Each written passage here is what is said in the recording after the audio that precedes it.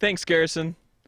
I'm here with Kayley Quick, local artist, teacher, art educator, collaborator, etc., etc. Here joining us between this bush for just some Q&A about her as an artist. Hey, Kayley. Hey, Garrison. So glad to have you here. But, we just wanted to learn a little bit more about you, what makes you tick as an artist.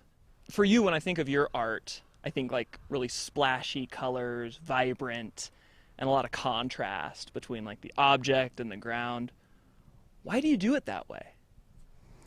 You know, that's an interesting question because sometimes I can't always answer that because in the moment, it's a lot more about play and movement and motion and just kind of like what spontaneously happens more so than it is like a plotted, I'm going to put this color in this exact space. And sometimes it's plotted in that way, but it's more about the experience of play.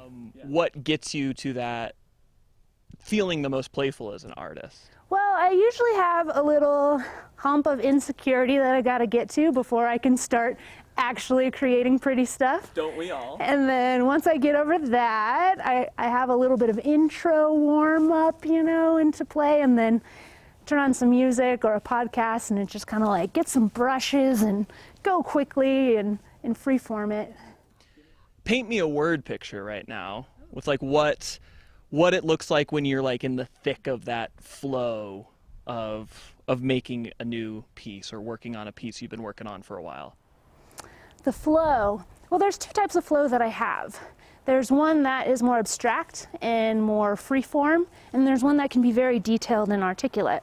So when I'm in this more freeform flow, like I'll have my big brushes, I'll have my palette knives out. There's a movement, there's a bounce to it, lots of freedom, flicking paint on canvas.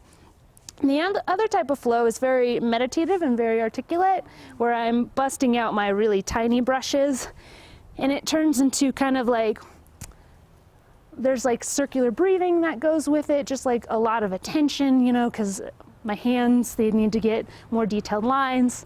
And yeah, those are the two types that I kind of work with. As you answer, I think of so many things of how you show up in art. I'm thinking of you being an educator, you being a collaborator and a curator for other artists to put work together and sell it at art markets and that type of thing. You take commissions. You've got a YouTube channel teaching people how to do art. How do you see yourself as an artist? Give us a label, give us a title. What is Kayley Quick? Which artist are you? Goofball extraordinaire. Like, I don't take myself too seriously. I create what I'm drawn to create. I do what I'm drawn to do, and I have a lot of people that I like to connect with, depending on what I'm doing. And yeah, I don't take myself too seriously to give it like an official label other than just feeling like I'm giddy and I'm excited and I have ideas and let's go find fun people to do these ideas with. I mean, I don't know if you know much about the Foundry, but we do consider ourselves a little bit goofballish. Kayley, what do you hope a viewer feels when they look at some of your artwork? That's pretty easy. I hope they feel happy. My art, I create because I think it makes people have a little reprieve. We all think a lot. I want people to just go blank and just sit there with like kind of a warm, happy feeling when they view my art. Maybe it connects them with their favorite animal, a moment they had in nature, or that reprieve from thought is really what I'm after. What do you wish that people knew about art and your art as a craft? I hope that people know that they're capable of creating art and craft themselves.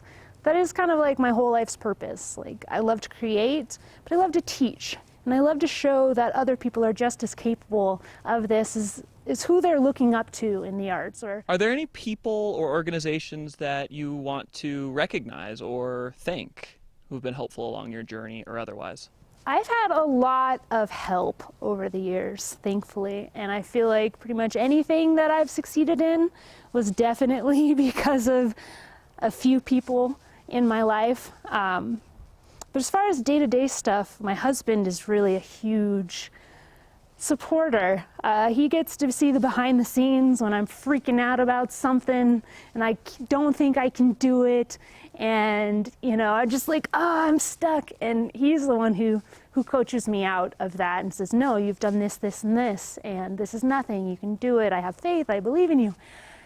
It's good to have a partner like that. And my mom is my biggest fan. Similar role in the Coach Kayley into doing the crazy ideas that she has. But yeah, I'm very blessed to have a good network of supportive people in my life. How can people best support you if they're invested in what you're doing? This makes me want to turn this into an infomercial where I look straight at the camera. The best way for people to support me is by realizing they don't just have to give me money or buy art. The best way you can support your local artists is by just connecting with them, having conversations with them, sharing their stuff, liking their stuff, telling other people about what they're doing.